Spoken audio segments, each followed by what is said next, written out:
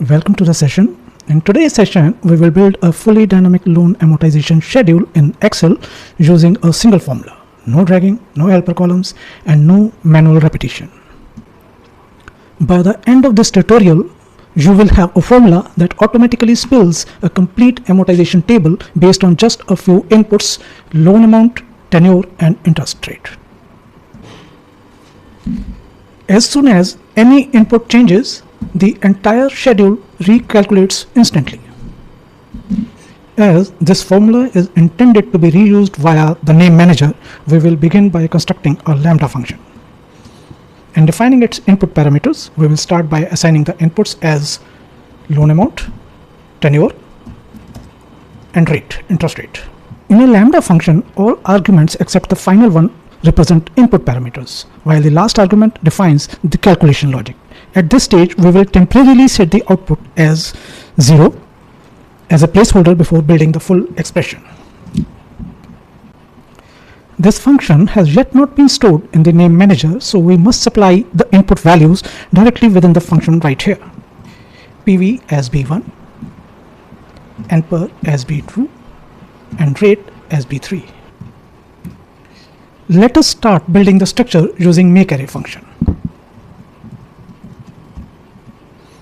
MAKEARRAY is a lambda helper function that takes 3 arguments: the number of rows, the number of columns, and a lambda expression that defines what value should be returned for each cell in the array. Number of rows is dynamic based on the value passed in NPER, while the number of columns is fixed at 6 to match the chart structure. The lambda expression begins next. Here, the row and column indices are passed by MAKEARRAY are captured as per and call. Next, we define 6 variables for each column using the let function. The structure follows a sequential pattern. Each variable name is declared, immediately followed by its assigned value. This pattern continues until all variables are defined and initialized. The variables are defined as follows: period, opening, principal,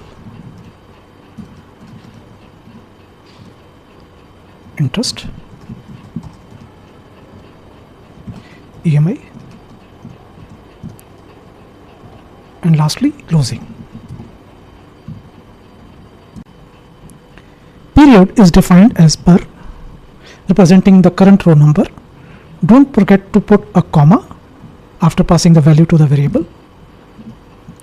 Opening is calculated by deducting cumulative principal repaid up to previous EMI from original loan amount using comprink function minus comprink. If you review the function tooltips, you will notice that the parameter names align closely with the variables we are using. So just type as is reflecting in tooltip, rate. Always divide rate by 12, as given rate is annual and we are calculating the values for a particular month. Then NPER followed by PV. The start period is always set to 1, while the end period corresponds to the row immediately previous to the current one, ensuring that only the principal repaid up to the prior period is considered, or in other words, the closing of previous period. So type per minus 1. Select the payment type as end of the period. And don't forget to put comma. Since loan cash flows are treated as outflows, financial functions typically return negative values. To standardize the result, apply a negative sign at the beginning of the formula.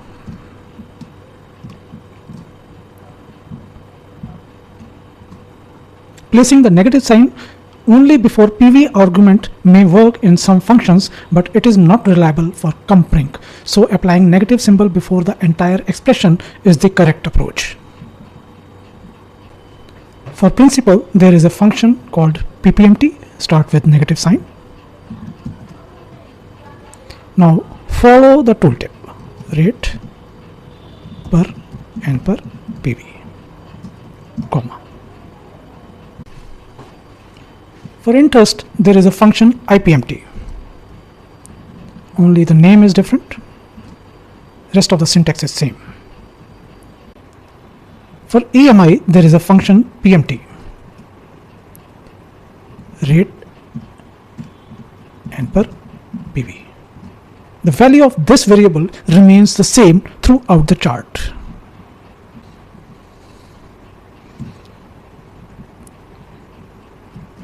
For closing, replicate the formula for variable opening and modify the end period to the current period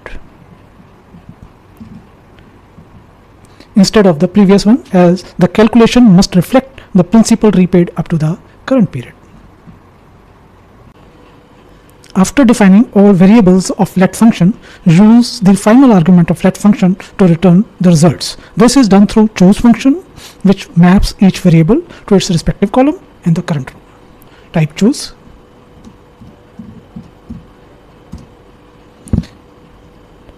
Type the name of the column variable, call. Then type the name of all the 6 variables. Close let, close lambda, close MAKEARRAY. There are certain mistakes which I have committed. Let us rectify them.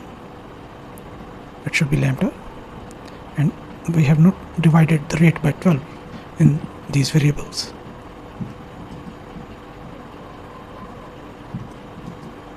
Time now to commit the function. The chart has spelled with an error in the first row of the opening column. This occurred because the comparing logic subtracts 1 from the current period. In the first row, that sets the end period to 0, which is invalid and results in an error. In the first period, no principal has been repaid so far, so the opening balance should be equal to the full loan amount. To handle this, apply a condition per is equal to 1, then return 0, otherwise apply the logic. Error is corrected. The chart is complete but does not yet include headers or totals. To address this, wrap the MAKEARRAY output within a let function and assign it to a variable. Name the variable as chart, comma, put a comma here too. Next, define 2 additional variables, one for the header row and another for the total row, both constructed using the hstack function.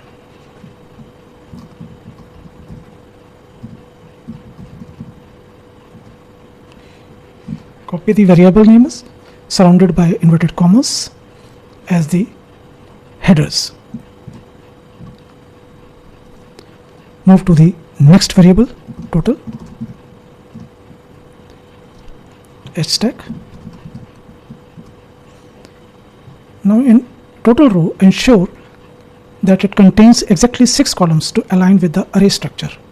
Enter total in the first column.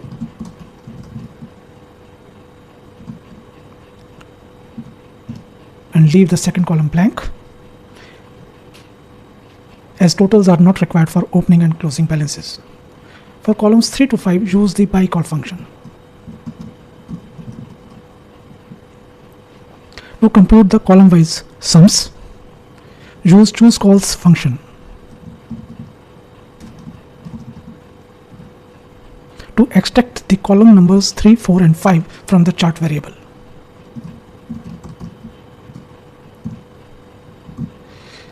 Select the sum function from the list. Keep the last column blank. Close hstack, comma. Forgot to put the comma here also. Combine the header, chart and total variables using vstack function and return the consolidated result in the final argument of the outer let function. Header first, then chart, and lastly total. Close vstack, close let. Let us test the function by changing the values. I have used conditional formatting to make the total row bold and bordered. Copy the formula and don't forget to exclude these inputs. Save the formula in name manager. Give a name to this formula. and copy the formula here. Save. Delete the formula and invoke the function from name manager. Pass the values, all the 3 values.